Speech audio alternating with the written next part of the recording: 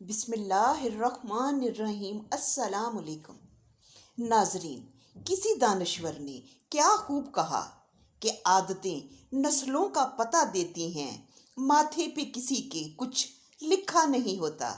ناظرین، سلطان محمود غزنوی کو صرف اللہ سے نہیں بلکہ اللہ والوں سے بہت لگاؤ تھا۔ ایک مرتبہ اس نے دربار منعقد کیا۔ اس میں اس نے وقت کے تمام اولیاء اللہ، کتب و افضال و ابدال کو مدعو کیا۔ جب دربار سج گیا تو سلطان محمود نے سب کو مخاطب کر کے کہا، آپ سب میں سے کوئی شخص ایسا ہے جو مجھے حضرت خضر علیہ السلام کی زیارت کرا دے؟ ہے کوئی جو مجھے اس ہستی کی زیارت کرا سکتا ہے؟ پورے دربار میں خاموشی چھا گئی۔ دربار میں بیٹھا ایک دیہاتی کھڑا ہوا اور کہا، میں زیارت کروا سکتا ہوں، لیکن میری ایک شرط ہے۔ سلطان نے شرط پوچھی تو کہنے لگا، مجھے 6 ماہ دریا کے کنارے چلہ کاٹنا ہوگا، لیکن میں غریب آدمی ہوں، میرے گھر کا خرچہ آپ کو چلانا ہوگا۔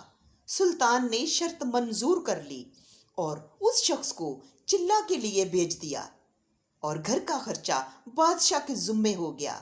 6 ماہ گزرنے کے بعد سلطان نے اس شخص کو دربار میں بلایا اور پوچھا تو دیہاتی کہنے لگا، حضور والا، کچھ وظائف الٹے ہو گئے تھے، لہٰذا 6 ماہ مزید لگیں گے۔ جب مزید 6 ماہ بھی گزر گئے تو سلطان محمود نے پھر سے دربار منعقد کیا اور اولیاء اللہ اور کتب و افضال کو دعوت دی۔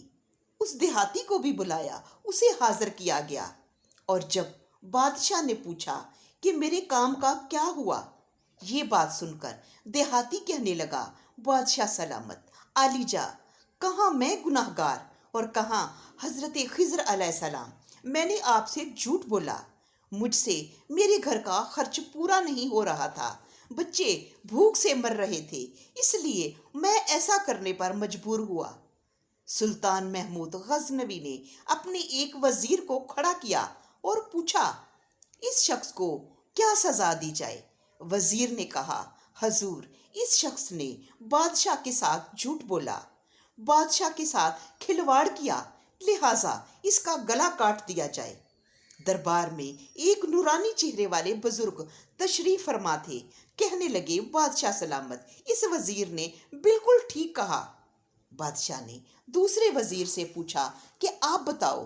اس نے کہا، حضور، اس شخص نے وقت کے بادشاہ کے ساتھ فراڈ کیا ہے، یہ کوئی معمولی بات تھوڑی ہے، اسے قتل نہ کرو بلکہ اسے ایسی سزا دو کہ اسے مرنے میں تھوڑا وقت تو لگے، لہٰذا اسے کتوں کے آگے ڈال دیا جائے۔ دربار میں موجود اسی نورانی چہرے والے بزرگ نے کہا، بادشاہ سلامت، یہ وزیر بالکل ٹھیک کہہ رہا ہے۔ اس کے بعد سلطان محمود غزنوی نے اپنے پیارے غلام ایاز سے پوچھا۔ ایاز نے کہا، بادشاہ سلامت، آپ کی بادشاہی سے 1 سال غریب کے بچے پلتے رہے، اس سے آپ کے خزانے میں کوئی کمی نہیں آئی، اور نہ ہی اس کے جھوٹ سے آپ کی شان و شوکت میں کمی آئی ہے، میری مانو تو اسے معاف کر دو، اگر اسے قتل کر دیا تو اس کے بچے بھوک سے مر جائیں گے۔ ایاز کی یہ بات سن کر محفل میں بیٹھا وہ نورانی چہرے والا بابا جی کہنے لگا، واہ، ایاز تو بالکل ٹھیک کہہ رہا ہے۔ سلطان محمود نے اس بابا جی کو پاس بلایا اور پوچھا، آپ نے ہر وزیر کے فیصلے کو درست کہا، اس کی وجہ مجھے سمجھائی جائے۔ بابا جی کہنے لگے، بادشاہ سلامت، پہلے نمبر پر جس وزیر نے کہا اس کا گلا کاٹا جائے وہ قوم کا قصائی ہے، اور قصائی کا کام ہی گلے کاٹنا ہے، اس نے اپنا خاندانی رنگ دکھایا، غلطی اس کی نہیں آپ کی ہے، آپ نے ایک قصائی کو وزیر بنا لیا۔ اور دوسرا جس نے کہا اسے کتوں کے آگے ڈال دیا جائے، اس وزیر کا والد بادشاہوں کے کتے نہلایا کرتا تھا اور کتوں سے شکار کھیلتا تھا، اس کا کام ہی کتوں سے شکار کھیلنا تھا، تو اس لیے اس نے اپنا خاندانی تعارف کروایا۔ یہ آپ کی غلطی ہے کہ ایسے شخص کو وزارت دے دی۔ جہاں ایسے وزیر ایسے لوگ وزیر ہوں تو وہاں لوگوں نے بھوک سے ہی مرنا ہے۔ اور تیسرا، ایاز نے جو فیصلہ کیا تو سن سلطان محمود غزنوی، غور سے سن۔ ایاز ایک سید زادہ ہے۔ سید کی شان یہ ہے کہ اپنا سارا خاندان کربلا میں ذبح کرا دیتا ہے، مگر بدلہ لینے کا کبھی نہیں سوچتا۔ یہ سننا تھا کہ ایاز ایک دم کرسی سے کھڑا ہو جاتا ہے اور ایاز کو مخاطب کر کے کہتا ہے، ایاز تم نے آج تک مجھے کیوں نہیں بتایا کہ تم سید ہو؟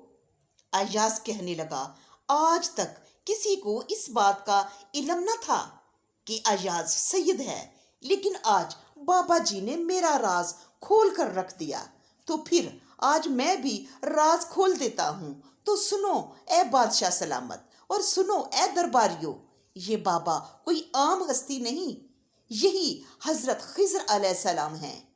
اس طرح سلطان محمود غزنوی کی حضرت خضر کو دیکھنے کی دیرینہ خواہش پوری ہوئی۔ پھر ملیں گے، اللہ نگہبان۔